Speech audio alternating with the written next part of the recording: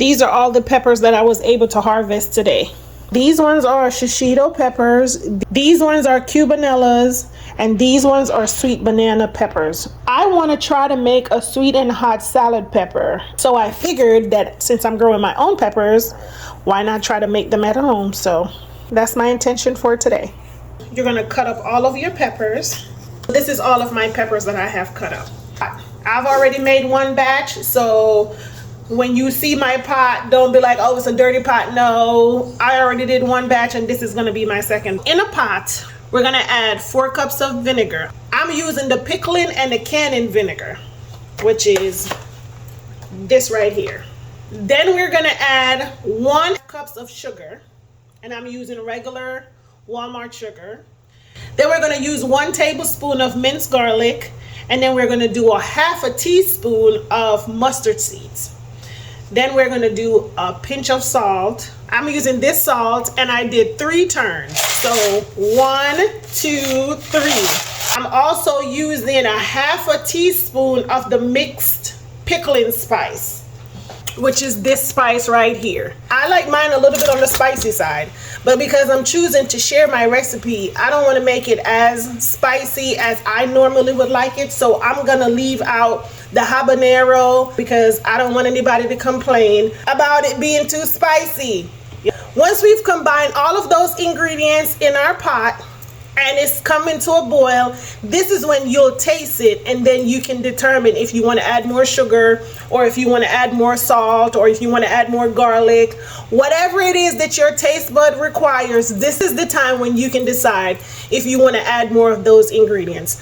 I think that this is a great start.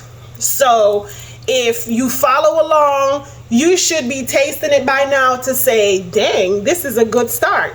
Let's go on.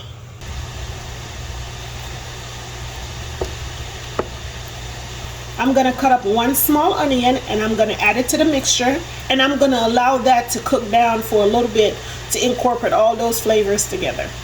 The intention is for this to be sweet and hot. I'm going to add a few shakes of this red pepper flakes. It's a little bit. That was like 2.5 shakes. So no, it's not going to be spicy. It should look something like this.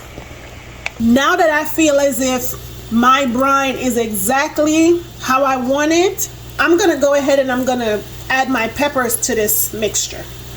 Peppers, brine. Peppers, brine. Peppers, brine. I'm going to let this cook down for a little bit, and then I'm going to add the rest to it. I'm going to go ahead and taste it to make sure that the flavor stay the same.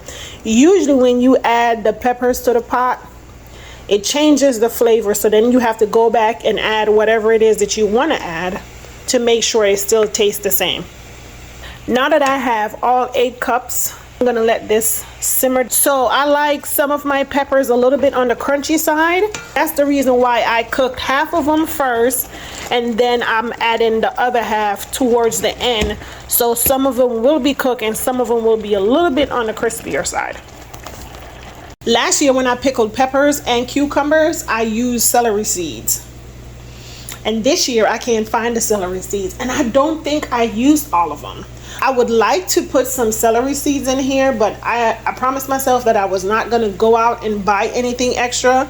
I was just going to use exactly what I have already. So if you have celery seeds, you can sprinkle a few in there to see what it tastes like. But I would like to add some celery seeds to it, but I don't have it.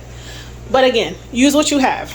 Once it reaches your desired consistency, meaning that if the pepper is crunchy or if it's soft or however which way you like it, go ahead and turn it off. I like this right here. I'm gonna go ahead and turn it off. So we're just gonna let this cool. Once you've allowed it to cool,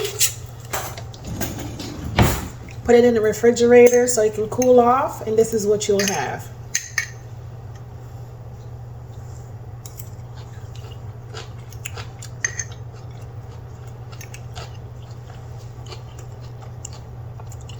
So delicious.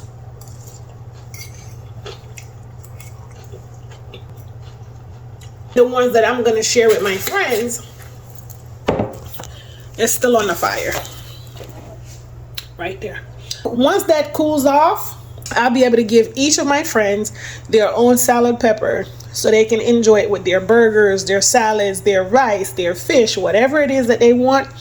It is so delicious. So we will never have to waste peppers again. So this is one way that we can go ahead and preserve the peppers that we've harvested in our garden. And as always, thank you all for watching my video. If you like this video, don't forget to like and comment and subscribe to my channel so you will not miss another video. So until next time, bye.